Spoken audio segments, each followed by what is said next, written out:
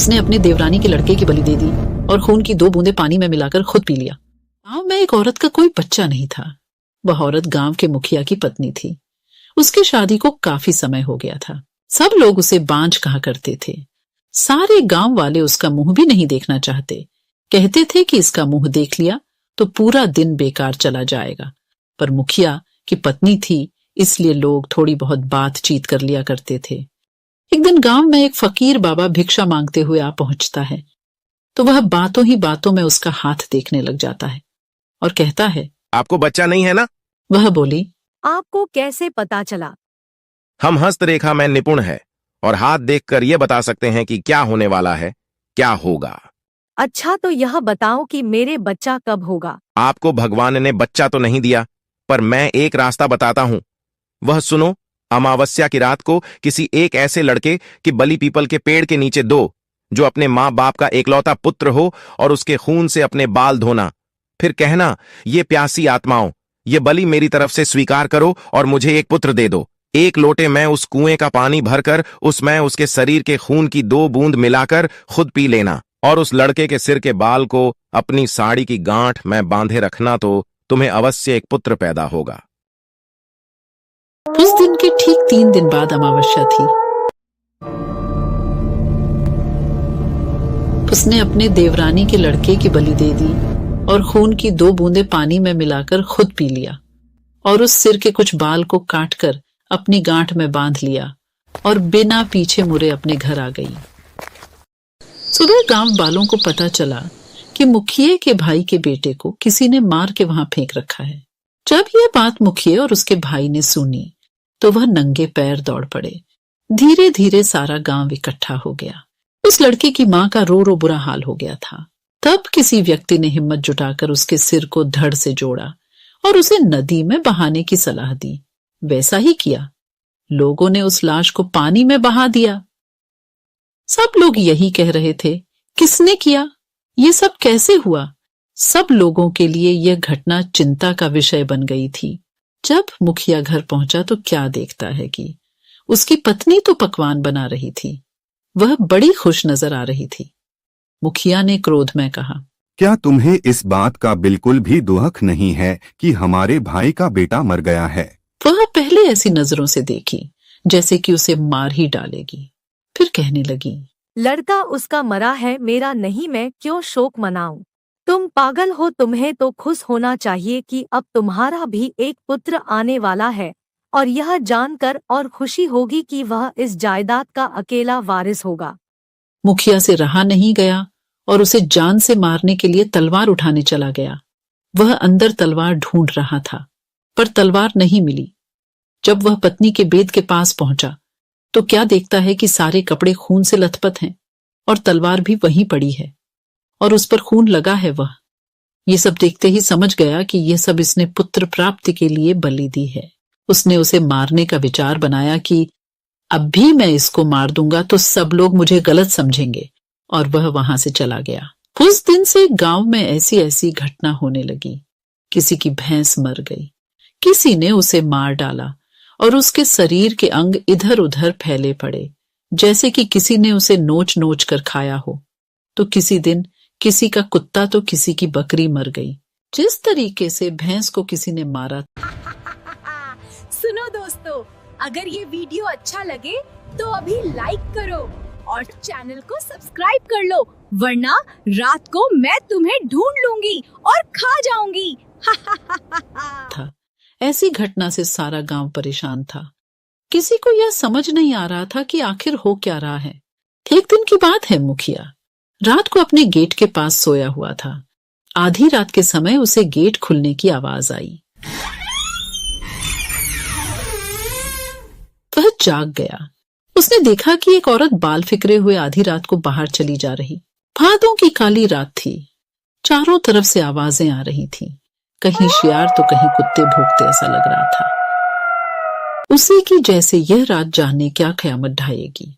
अचानक उसे एक गाय के बछड़े के रंभाने की आवाज आई। वह समझ गया हो न हो यही सारे गांव की बर्बादी का कारण है। मुखिया के दिमाग में एक आइडिया आया कि क्यों ना मैं चलकर देखूं कि यह कहां जाती है। वह उठकर चल दिया। उसने आगे चल के क्या देखा कि पड़ोसी के गाय का बछड़ा का कटा हुआ मुंड पड़ा है और उसके धड़ को वह औरत खींचकर पीपल की ओर ले जा रही है। और ले जाकर उसने वही शब्द दोहराया, यह लो प्यासी आत्माओं, मैं तुम्हारे लिए भोजन लाई हूँ। मुखिया यह सब नीम के पेड़ से छुपकर देख रहा था। एकदम वह क्या देखता है कि 4 काली छाया वहां प्रकट हुई। उसने अपनी जिंदगी में ऐसा दृश्य कभी नहीं देखा था। वह देखता है कि वो चारों भूत और उसकी पत्नी उस लाश को खाने लगी। क्या सब देखकर मुखिया के पर के नीचे की जमीन खिसक गई कि उसकी पत्नी एक डायन है। एक भूत ने कहा, बस 3 दिन बाद फिर अमावस्या है और हमारी शक्ति उस दिन बढ़ जाएगी। तब हम तुम्हें पूरी शक्ति सौंप देंगे और तुम अपनी मर्जी से कुछ भी कर सकती हो। तुम गांव वालों को अपनी उंगली पर नचा सकती हो। उसने यह सब सुनकर सारे गांव को चोरी चोरी जगा करके कहा, मैं तुम्हें बताता हूँ कि तुम्हारी बर्बादी एक डायन की वजह से हुई है। अपनी अपनी लाठी उठाओ और चलो मेरे साथ। आज उस डायन का अंत हम सब मिलकर करेंगे। और सब भागते हुए उस पीपल की ओर चल दिए। सारे गांव को अपनी तरफ आते देख सारे भूत तो गायब हो गए, पर वह डायन खड़ी रह गई। मुखिया की पत्नी को इस हालत में देखकर सारे गांव वालों के तो होश उड़ गए और वह रुक गए। मुखिया ने कहा, खड़े क्यों रह गए? यह तुम्हारी मालकिन नहीं, डायन है, डायन। और यह बोलते हुए सब उसे लाठियों से मारने लगे। वह अपनी जान बचाकर भागी और भागते हुए उस कुएं में जा गिरी और वह चिल्लाने लगी, बचाओ बचाओ। सारे गांव ने कहा, इसे सजा अपने आप मिलेगी, लटकी रहने दो इसे। वह चीखती रही, चिल्लाती रही, मुझे ऊपर निकालो, मुझे पानी पिलाओ। पर किसी ने उसकी सहायता नहीं की। पर वो बार बार यही बोलती रही कि मैं तुम सब गांव वालों को बर्बाद कर दूंगी। एक एक को मैंने पानी के लिए नहीं तरसाया तो मेरा नाम भी काली डायन नहीं। यही नाम दिया है तुमने मुझे, मैं तुम्हें छोड़ूंगी नहीं। 2 दिन तक उसकी लाश यूं ही लटकती रही। तीसरे दिन अमावस्या थी। उस दिन की रात के बाद उस लाश का पता नहीं चला कि कहाँ गई उसकी लाश। कुछ दिनों बाद गांव के कुएं का अचानक पानी सूख गया तो वो लोग परेशान हो गए। कुछ दिनों बाद क्या देखते हैं कि जिस कुएं में वह मारी थी वह पानी से भर गया है। सुबह जब कुछ लोगों ने कहा चलकर पानी खींचते हैं, यह एक अंधेरी और तूफानी रात थी। बारिश जोरों से हो रही थी और हवाएं तेज चल रही थीं। एक छोटा सा गांव था। गांव के लोग अपने घरों में सुरक्षित थे, लेकिन कुछ लोग बाहर थे। उनमें से एक छोटा लड़का था जिसका नाम एंडी था। एंडी अपने घर के पीछे के बगीचे में खेल रहा था। वह एक पेड़ के नीचे खड़ा था और बारिश देख रहा था। अचानक उसने एक आवाज सुनी। आवाज पेड़ से आई थी। एंडी ने ऊपर देखा और देखा कि एक आदमी पेड़ पर बैठा है। आदमी का चेहरा काला था और उसके बाल लंबे और सफेद थे। उसके हाथ लंबे और पतले थे और उसके नाखून लंबे और कांटेदार थे। आदमी का चेहरा क्रोध से भरा था। उसने एंडी को देखा और कहा, मुझे तुम्हारा खून चाहिए। एंडी बहुत डर गया।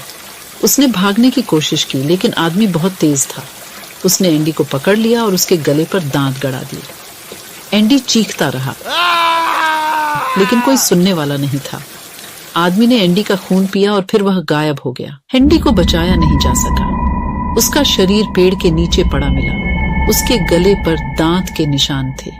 गांव के लोगों को बहुत दुख हुआ।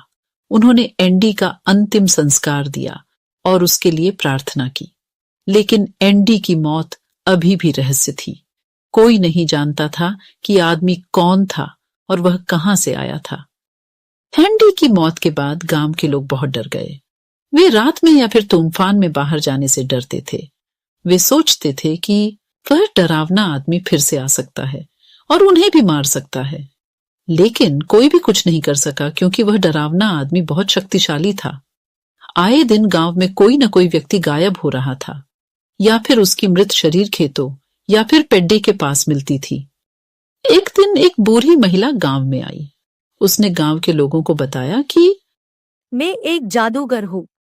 मैं उस डरावने आदमी को ढूंढ सकती हूँ और उसे मार सकती हूँ। गांव के लोग बहुत खुश हुए। उन्होंने बुजुर्ग महिला से मदद करने के लिए कहा। बुजुर्ग महिला ने उस पेड़ के पास जाकर संस्कृत में मंत्र पढ़ा। मंत्र के प्रभाव से पेड़ सूख गया और गिर गया। पेड़ के नीचे आदमी का भी शव पड़ा था। यह वही था जो पिछले कई महीनों से गांव के लोगों का खून चूस रहा है और उन्हें मार रहा है। बुजुर्ग महिला ने आदमी के शरीर को जादुई मंत्र से जला दिया। उसने गांव वालों को बताया कि यह आदमी एक पिशाच था। पिशाच एक प्रकार का भूत होता है जो इंसानों का खून पीता है। अब आप सब गांव के लोग सुरक्षित हैं।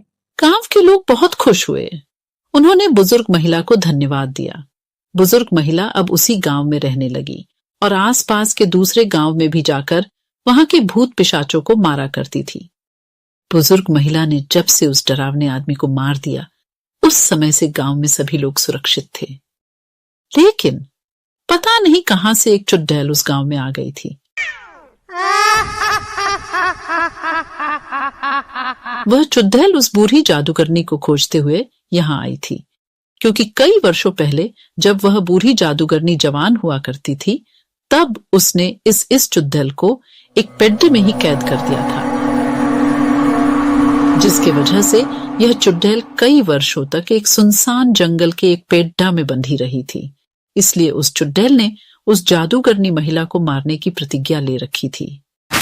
इसलिए वह चुड़ैल जादूगरनी को खोजते हुए इस गांव में आई थी। वह एक शक्तिशाली चुड़ैल थी और उसने जल्दी ही गांव के लोगों को अपने वश में कर लिया। उस चुड़ैल ने गांव वालों को गुलाम बना लिया। हर हफ्ते गांव के किसी एक व्यक्ति को चुड़ैल आपले भोजन के लिए मारकर खा लिया करती थी। गांव वाले चुड़ैल से मुक्त होना चाहते थे, लेकिन वे कुछ नहीं कर सकते थे क्योंकि वह बहुत शक्तिशाली थी। लेकिन जादूगरनी की पिशाच को पकड़ दियचने के लिए कई महीनों से गायब थी। गांव के लोग बहुत दुखी और पीड़ित थे कि एक दिन वह बूढ़ी जादूगरनी गांव में लौटी। वह जिस पिशाच को पी के आने गई थी, वह बहुत ताकतवर था और महिला अब बूढ़ी हो चुकी थी। इसलिए 3 महीनों से बूढ़ी महिला दिन रात उस पिशाच से लड़ती रही, जब जाकर उस जादूगरनी ने पिशाच को मारा। इस लड़ाई से जादूगरनी बहुत थकी हुई थी, तो इसलिए जब वह गांव आई तो चुड़ैल ने उस पर आक्रमण कर दिया और बूढ़ी जादूगरनी कुछ नहीं कर पाई और उसकी हार हो गई और चुड़ैल ने उसे मार दिया। कुछ समय बीतने के बाद गांव में एक पंडित आए, क्योंकि उन पंडित को पता था कि इस गांव के लोग भगवान पर विश्वास नहीं करते हैं, इसलिए इन्हें समय समय पर कोई बुरी शक्ति अपने नियंत्रण में ले लेती है और परेशान करती है। इसलिए गांव वालों की मदद के लिए पंडित जी बहुत दूर बनारस से यहाँ आए थे। पंडित जी ने जैसे ही गांव में कदम रखा, चुड़ैल को डर लगने लगा। उसकी शक्तियां कमजोर होने लगीं। पंडित जी गांव के चौपाल में पहुंचकर सभी गांव वालों को एकत्रित किया और उन्हें बताया कि मैं पूरे गांव को हमेशा के लिए भूत प्रेत और चुड़ैलों से मुक्त कर देंगे। गांव वालों ने इसका उपाय पूछा तो पंडित जी ने बताया कि यहाँ से 1 किलोमीटर की दूरी में एक हनुमान जी का मंदिर बनाओ और वहां सुबह शाम आरती और धूप दीप करो। इसके अलावा जब भी तुम्हें लगे कि चुड़ैल तुम्हारे आसपास हैं, तो हनुमान चालीसा पर हो, वह तुम्हें छू भी नहीं पाएगी। चुड़ैल पंडित को मारना चाहती थी, लेकिन वह कुछ भी नहीं कर पा रही थी। तभी पंडित जी ने बहुत तेजी से शंख को बजाया और शंख की आवाज सुनते ही उस चुड़ैल की शक्तियां कुछ समय के लिए गायब हो गईं। वह जल्दी से वहां से उड़कर दूर जंगल में चली गई। गांव के लोगों ने वैसा ही किया जैसा कि पंडित जी ने कहा था। गांव के लोग अब पूजा पाठ करने लगे थे, जिसकी वजह से वह चुड़ैल कभी भी गांव में नहीं आ पाई। वह जंगल में ही रहकर अपने शिकार को खोजा करती थी। लेकिन जब भी गांव वाले जंगल जाया करते थे तो वह हनुमान चालीसा का पाठ करते हुए जंगल जाते थे। इसलिए चुड़ैल को जब हनुमान चालीसा के बोल सुनाई देते तो वह वहां से उड़कर दूर चली जाती थी। इस तरह देखते ही देखते पूरे भारत में गली गली में मंदिर बन गए और हर कोई हनुमान चालीसा का पाठ करता हुआ आपको मिल ही जाएगा। सुनो दोस्तों, अगर ये वीडियो अच्छा लगे तो अभी लाइक करो और चैनल को सब्सक्राइब कर लो, वरना रात को मैं तुम्हें ढूंढ लूंगी और खा जाऊंगी।